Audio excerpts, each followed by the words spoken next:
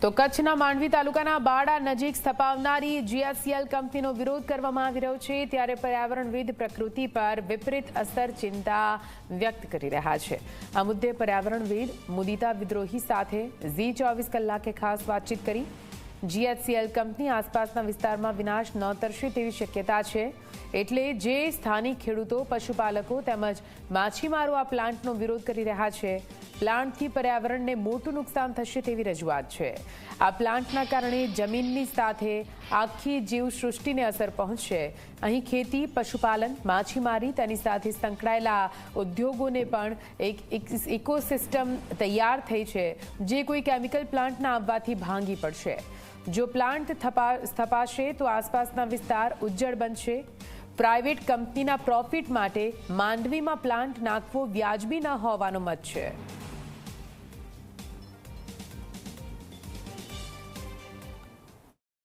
Soda ash બનાવવા માટે આ કંપની આવી રહી છે અને સોડા એશનું પ્રોડક્શન એ પ્રકારની પ્રક્રિયા છે કે જેના કારણે પર્યાવરણને ખૂબ મોટા પાયે નુકસાન થતું હોય છે અને એ ફક્ત જમીન નહીં, જમીન, પાણી અને આખી જે આસપાસની જીવસૃષ્ટિ છે એને બહુ જ વધારે વિપરીત રીતે અસર પહોંચાડતું હોય છે। આ જે જગ્યા પસંદ કરવામાં આવી છે એ કચ્છનો દરિયાકાંઠો છે અને આમ કચ્છની આપણે કલ્પના કરીએ તો સામાન્ય રીતે એક સૂકો રણ પ્રદેશ, પણ આ આખો માંડવીવાળો જે દરિયાનો એ જે આખો વિસ્તાર છે ખૂબ લીલો અને હરિયાળો, રળિયામણો, ખૂબ સારી જ્યાં ખેતી છે, ખૂબ સારી જ્યાં બાગાયતી ખેતી છે અને બીજી સામાન્ય ખેતી છે, એ બધું બહુ જ છે। બીજું આપણને બધાને ખબર છે કે કચ્છ એટલે આખો માલધારીઓનો પ્રદેશ, એટલે ત્યાં ખેતીની સાથે પશુપાલન પણ બહુ જ મોટા પ્રમાણમાં થાય છે અને ગામડામાં આપણે રોજગારીની વાત કરતા હોઈએ, પણ આ એક એવી જગ્યા છે કે જ્યાં ખેતી, પશુપાલન, દરિયાના કારણે માછીમારી અને ખેતી, પશુપાલન અને માછીમારીને લગતા બીજા નાના મોટા ઉદ્યોગ અને ધંધાઓ એ બધાની સાથે એટલી સરસ એ લોકોની એક આખી ઇકોસિસ્ટમ બનેલી છે કે એમાં કોઈ કંપનીને આવીને નવો રોજગાર ઊભો કરવાની જરૂર તો છે જ નહીં, પણ ઉલટાનું બનશે એવું કે અત્યારે જે લોકો કોઈ પણ પ્રકારની બહારની મદદ વગર, બહારની એટલે કે જેમ કે સરકારે ત્યાં જઈને રોજગારી નથી ઊભી કરવી પડતી, લોકો પોતે પોતાની ખેતી ઉપર નભી જાય છે, લોકો પોતાના પશુપાલન પર નભે છે, લોકો પોતાની માછીમારી પર નભે છે અને એને લગતા ઉદ્યોગો પર નભે છે। એને બદલે એવું થશે કે આ ઓલરેડી, અને એમાં કોઈ સ્વાસ્થ્યને નુકસાન નથી, પર્યાવરણને નુકસાન નથી, વર્ષોથી અને પેઢી દર પેઢી એની એક સ્કિલ પણ ઊભી થયેલી છે। જેમ કે માછીમારને ખબર હોય માછીમારી કેવી રીતે કરવી, એણે કુટુંબમાંથી શીખ્યું છે, ખેડૂતે શીખ્યું છે, પશુપાલકે શીખ્યું છે, એટલે એ તો આમ સ્કિલફુલ કામોમાં લોકો જોડાયેલા છે। એમાંથી કાઢીને તમે એને સાવ અનસ્કિલ્ડ એવા ફેક્ટરીના કામોમાં લઈ જવા માંગો તો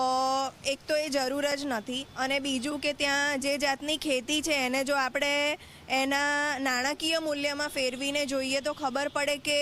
ખૂબ સારા પ્રમાણમાં ત્યાં ખેતી થાય છે, જે નાણાકીય રીતે પણ લોકોને ખૂબ લાભદાયી છે અને ત્યાંના તો લોકો ખેતી પર નભે જ છે, ત્યાંના જે શ્રમિકો છે એ પણ ખેતી પર નભે છે। એટલું જ નહીં, ત્યાં બહારથી આવીને પણ ખેડૂતોને ત્યાં શ્રમિકો કામ કરવા બહારથી આવે છે, એટલે એવો વિસ્તાર છે કે જે પોતે તો નભે જ છે પોતાના વ્યવસાયો ઉપર, પણ એ બહારના લોકોને પણ રોજગાર પૂરું પાડવાનું કામ કરે છે। પ્રશ્ન એ પણ છે કે અન્ય સ્થળે જ્યાં ફેક્ટરી સ્થપાયેલી છે ત્યાં લગભગ 25 થી 30 કિલોમીટર સુધી ગાંડા આવડ પણ નથી ઉગી શકતા, બિલકુલ જમીનને નુકસાન થાય। જી હા, કોઈ પણ કંપની આવી રીતે પ્લાન્ટ નાખવાની હોય તો એણે એક પોતાનો પર્યાવરણીય અસરનો રિપોર્ટ તૈયાર કરવો પડે, જેને એન્વાયરમેન્ટ ઇમ્પેક્ટ અસેસમેન્ટ રિપોર્ટ કહે છે। આ કંપનીએ બાડામાં આવવા માટેનો જે પોતાનો રિપોર્ટ તૈયાર કર્યો છે એ રિપોર્ટ પોતે જ કહે છે કે એની અસર આસપાસના 30 ગામોમાં થવાની છે, એટલે એનો અર્થ જ એ છે કે એની કેટલી બધી દૂર સુધી અસર થાય છે। જે જગ્યાએ પ્લાન્ટ હોય એટલા પૂરતી એ સીમિત નથી રહેતી, કારણ કે જે રીતે જમીન અને પાણીને નુકસાન કરતી હોય છે, પાણીના વહેણ છે, ભૂગર્ભ જળ કોઈ એક જગ્યાએ સ્થિર નથી રહેતું હોતું, હવા કોઈ એક જગ્યાએ બંધાયેલી નથી રહેતી હોતી, એટલે આખા વિસ્તારને નુકસાન પહોંચાડતું હોય છે। અને તમે જે વાત કરી એ સૂત્રાપાડાની, એટલે ગીર સોમનાથના સૂત્રાપાડામાં છે, ઘણા વર્ષોથી છે, 25-30 વર્ષથી કે કદાચ વધારે વર્ષથી એ આખો વિસ્તાર જોવામાં આવે તો ત્યાં ખેતી અશક્ય છે, ત્યાં ખેતીના પાક ઉપર એની ડસ્ટ આવીને જઈને બેસે છે, લોકોના ઘરો આખા એની ડસ્ટથી છવાઈ જાય છે, લોકોને શ્વાસના બહુ જ મોટા પ્રમાણમાં રોગો છે, ફેફસાના રોગો છે, બીજા પણ અન્ય ઘણા બધા રોગો છે અને એ ઉપરાંત એક સામાન્ય જીવન જીવવું ત્યાં અશક્ય થઈ ગયું છે અને પર્યાવરણ અને ખેતીને તો નુકસાન છે જ. અને આ તો એના કેટલાક જ પાસાની વાત કરી, પણ આ તો એટલો મોટો પ્રોજેક્ટ છે, એના ઘણા પાસાઓ છે, પણ જો આપણે એના બીજા ઇકોલોજીકલ ને એ બધા મુદ્દા જોઈએ તો અસંખ્ય ત્યાં વન્યજીવો છે, દરિયાઈ સૃષ્ટિના જીવો છે ને એ બધાને એટલે એક આખું જે સરસ રીતે ચાલતું સુચારું તંત્ર છે એને તમે ડિસ્ટર્બ કરીને એક એવી કંપની લઈ આવો કે જે એક પ્રાઇવેટ કંપનીના સિંગલ પ્રોફિટ માટે આવા પ્રકારનું પ્રોડક્શન આવી જગ્યાએ કરવું એ બિલકુલ વ્યાજબી ન કહેવાય.